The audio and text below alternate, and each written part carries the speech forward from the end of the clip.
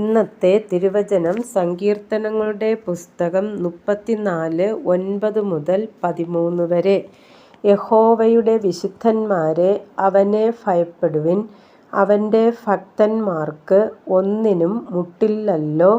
ബാലസിംഹങ്ങളും ഇരകിട്ടാതെ വിശന്നിരിക്കും.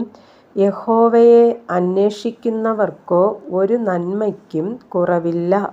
മക്കളെ, വന്നു എനിക്ക് ചെവി തരുവിൻ. യഹോവയോടുള്ള ഭക്തിയെ ഞാൻ ഉപദേശിച്ചു തരാം. ജീവനെ ആഗ്രഹിക്കുകയും നന്മ കാണേണ്ടതിന് ദീർഘായുസ്സ് ഇച്ഛിക്കുകയും ചെയ്യുന്നവൻ ആർ? ദോഷം ചെയ്യാതെ നിന്റെ നാവിനെയും വ്യാജം പറയാതെ നിന്റെ അധരത്തെയും കാത്തുകൊള്ളുക.